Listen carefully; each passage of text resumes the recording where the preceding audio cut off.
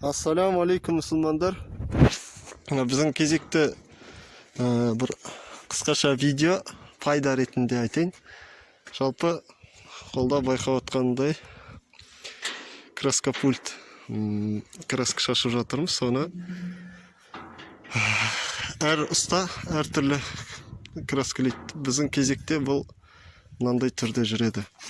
Кәдімгі бастап жатырмыз красканы. Бірінші былай ауызша түсіндіріп жіберейін. Мен былай шашам. Краска шашқанда енді осындай қалыңдықта шашады краска. Осындай қалыңдықта шашады. Сондықтан краска мына бір полоса қылып шаштық қой. Бір полоса қылып шаштық. Енді келесі шашқанымызда осының үстіне жартылай отырғызып кетеміз. Жартылай. Мына краскамен бірдей қылып шашпаймыз да, кішкене мінгізіңкіреп шашып кетеміз былайынан. Мына жаққа келген кезде жібереміз краска пультті. Қысып ұстап келдік те, мына жаққа келгенде жібереміз.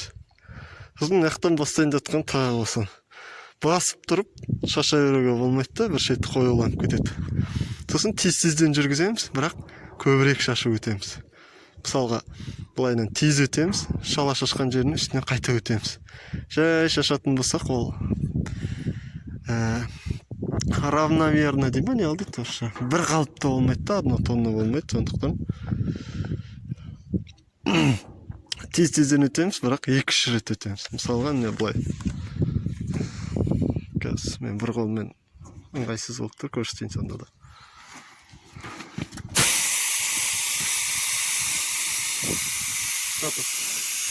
Міне, жартысына өттім, енді қайттан обратно.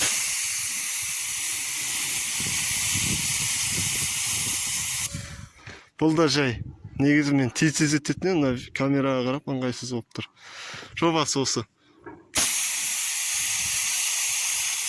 Мына жерлер жылтыраған жоқ. Мынау ұқсап та, сол үшін тағы бір рет өтеміз. Әбден дұрыс шашылғанын артынша, красканың артынша жылтырап, қоюланып, жылтырап тұру керек. Не жобасы осындай.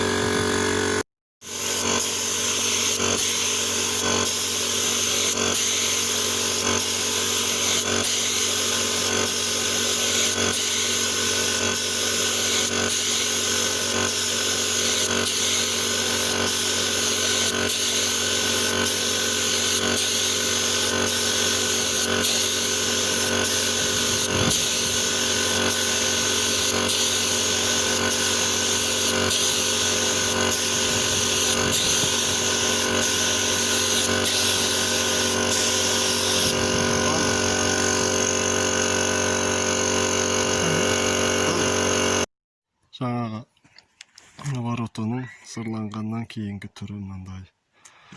Ешқандай байқасаңыздар, полоска көрінбейді әдетте. Вороталардан полоска көрінетін еді, осындай полоска. Мынада мынандай сияқты жобасы. Жерлер кішкене полоска орасқандай. Ол полоска қалдырмау көп себептері бар.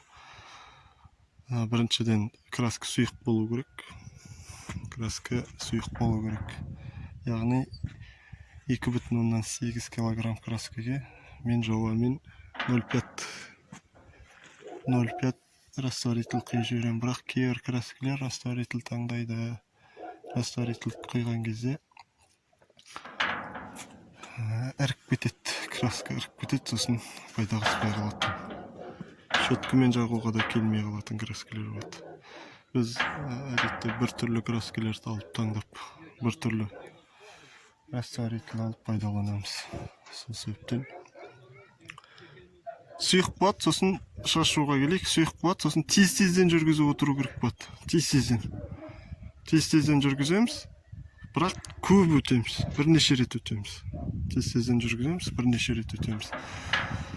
Сосын бір бетін сеу өтеміз, арғы бетіне көшеміз, арғы бетінде сеу өтіп, бергі бетіне ауысқан красканы қайттан шашамыз.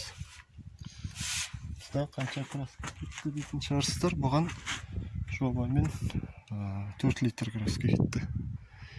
3 литрлік бір банка, және 1 литрлік бір банка краска кетті. Осындай әдеміше шашу жұмыстарын жүргізуге болады.